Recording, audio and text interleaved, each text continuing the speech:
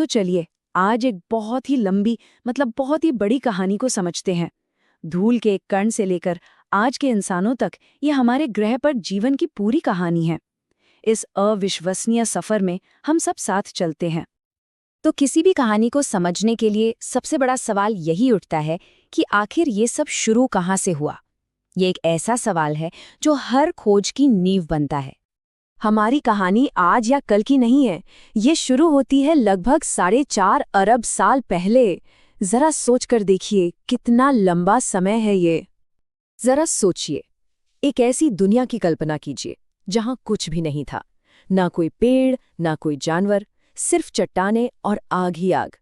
ये था हमारे ग्रह का पहला अध्याय, उसका अकेलापन। उस जमाने की धरती आज जैसी तो बिल्कुल नहीं थी। सोचिए, ये आग का एक गोला थी, हर तरफ ज्वालामुखी फट रहे थे और हवा में सांस लेने लायक ऑक्सीजन, अरे वो तो थी ही नहीं। सारा का सारा पानी गर्मी की वजह से भाप बनकर उड़ रहा था। लेकिन फिर धीरे धीरे जैसे जैसे धरती ठंडी हुई, यही भाप बादल बनी और लाखों सालों तक बरसकर उसने पहले महासागरों को जन्म दिया। और इन्हीं गहरे महासागरों में कहानी का सबसे रहस्यमयी हिस्सा शुरू होता है। वो पल जब जीवन ने अपनी पहली सांस ली। समुद्र के इस केमिकल सूप में आप कह सकते हैं बिजली, गर्मी और सूरज की रोशनी ने मिलकर एक जादू किया। कुछ अणु आपस में जुड़ने लगे और बन गई जीवन की सबसे पहली, सबसे सिंपल कोशिकाएं। इन्हें हम कहते हैं प्रोकैरियोट्स। ये इतने छोटे थे कि इन्हें देखना नामुमकिन था, पर यही वो पूर्वज थे जिनसे आगे चलकर हर तरह का जीवन पैदा हुआ। अब इन्हीं छोटे छोटे जीवों में से कुछ ने एक ऐसी खोज की जिसने सब कुछ बदल दिया। इन्हें सायोनोबैक्टीरिया कहा गया और इन्होंने पता है क्या सीखा? सूरज की रोशनी को एनर्जी में बदलना। इसी प्रोसेस को हम आज फोटोसिंथेसिस के नाम से जानते हैं। और इस एक खोज ने सचमुच सब कुछ बदल डाला। ये छोटे छोटे जीव अपने बाय प्रोडक्ट के तौर पर ऑक्सीजन छोड़ने लगे और धीरे धीरे यही ऑक्सीजन हमारे वायुमंडल में भर गई। लेकिन मजे की बात पता है क्या है? उस समय के ज्यादातर जीवों के लिए ऑक्सीजन जहर थी। इससे धरती पर पहली बड़ी तबाही हुई, जिसे हम ग्रेट ऑक्सीजनेशन इवेंट कहते हैं। इसी ने हमेशा के लिए पृथ्वी को बदल दिया और आगे आने वाले कॉम्प्लेक्स जीवन के लिए रास्ता साफ कर दिया। ऑक्सीजन से भरे इस नए माहौल में जीवन ने एक और जबरदस्त छलांग लगाई। ये वो दौर था जब जिंदगी पहले से कहीं ज्यादा कॉम्प्लेक्स और विविध होने वाली थी। पहले वाली सिंपल कोशिकाओं यानी प्रोकैरियोट से अब ज्यादा बड़ी और ताकतवर कोशिकाएं बनी, जिन्हें यूकैरियोट्स कहते हैं। इनमें एक न्यूक्लियस होता था, मतलब एक कंट्रोल सेंटर, जो इन्हें ज्यादा ऑर्गेनाइज्ड बनाता था और ज्यादा एनर्जी पैदा करने में मदद करता था। और यही कोशिकाएं आगे चलकर सभी पेड़ पौधों और जानवरों का ब्लूप्रिंट बनी। करोड़ों सालों तक जीवन सिंपल ही रहा। फिर विकास के इतिहास में कुछ ऐसा हुआ जो किसी धमाके से कम नहीं था।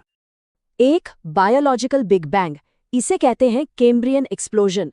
ऐसा लगा मानो रातों रात समुद्रों में लाखों तरह के नए नए जीव पैदा हो गए। पहली बार जीवों में आंखें आई, पैर बने, दांत आए, स्केलेटन बने। समंदर अजीबोगरीब और कमाल के प्राणियों से भर चुका था। तो अब जीवन का अगला पड़ाव था पानी से जमीन पर आना, और ये सफर काफी लंबा था। देखिए, लगभग 50 करोड़ साल पहले पहली मछलियां आईं।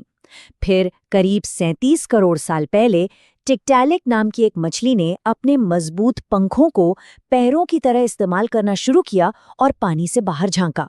इन्हीं से एम्फीबियंस बने और फिर इनसे आए रेप्टाइल्स, जो पूरी तरह से जमीन पर रहने के लिए तैयार थे।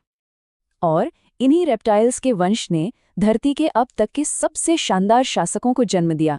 जी हाँ, अब हम डायनासोर के सुनहरे दौर में आ चुके हैं। और डायनासोर का राज कोई 1000-2000 साल का नहीं था, बल्कि पूरे 18 करोड़ साल तक चला। ये इंसानों के पूरे इतिहास से सैकड़ों गुना ज्यादा लंबा समय है। वो इस ग्रह के असली बादशाह थे। तो सवाल उठता है जो हम सब ने कभी न कभी सोचा ही है, अगर वो इतने कामयाब थे तो आखिर गए कहाँ? इसका जवाब आसमान से आया। आज से करीब 6.5 करोड़ साल पहले मेक्सिको के पास एक बहुत बड़ा एस्टेरॉयड सीधा धरती से आ टकराया। इस टक्कर ने पूरी पृथ्वी पर आग लगा दी। आसमान धूल और राख से ढक गया और खाने की पूरी चेन ही ढह गई, और इसी के साथ डायनासोर का अंत हो गया। लेकिन कहते हैं ना, हर अंत एक नई शुरुआत होती है। डायनासोर के खत्म होने से एक नए ग्रुप के जानवरों को उभरने का सुनहरा मौका मिला, और यहीं से शुरू होती है हमारी कहानी, हमारे उदय की कहानी। वो छोटे छोटे चूहे जैसे स्तनधारी जीव जो डायनासोर के डर से छिप कर रहा करते थे, अब पूरी दुनिया उनके सामने थी, विरासत में मिली थी। वो तेजी से फैले और हर तरह के रूपों में ढल गए, वेल से लेकर चमगादड़ तक, और इन्हीं में से एक शाखा हमारे पूर्वजों की थी। अफ्रीका में हमारे पुरखों ने एक क्रांतिकारी कदम उठाया। उन्होंने 2 पैरों पर चलना शुरू कर दिया। ये सफर शुरू हुआ ऑस्ट्रेलोपिथेकस से, फिर आए होमो हैबिलिस जिन्होंने पहली बार पत्थर के औजार बनाए, फिर होमो इरेक्टस और निएंडरथल से होते हुए आखिरकार हम आए, होमो सेपियंस।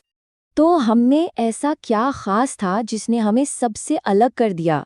देखिए, हमने आग को काबू करना सीखा, हमने एक कॉम्प्लेक्स भाषा बनाई, हमने कला और संगीत को जन्म दिया, और हमने इतने बेहतर हथियार बनाए कि हम समुद्रों को भी पार कर गए और पूरी दुनिया में फैल गए। और ये सारी कहानी हमें आज तक ले आती है। हमने एक बहुत लंबा सफर तय किया है, लेकिन अब कहानी एक नए मोड़ पर खड़ी है, जो भविष्य का सवाल खड़ा करती है। हमारा सफर वाकई कमाल का रहा है। सोचिए, कुछ लाख सालों के अंदर ही हम प्रकृति के एक मामूली से जीव से इस ग्रह के निर्माता बन गए। खेती, सभ्यता और टेक्नोलॉजी ने हमें वो ताकत दी है जो पहले किसी भी प्रजाति के पास नहीं थी। तो अब आखिरी सवाल, आगे क्या? क्या हम दूसरे ग्रहों पर जाकर बसेंगे? क्या हम अपने दिमाग को AI के साथ जोड़ देंगे? इस 4.5 अरब साल की कहानी का अगला चैप्टर क्या होगा? इसका जवाब तो आने वाली पीढ़ियां ही लिखेंगी।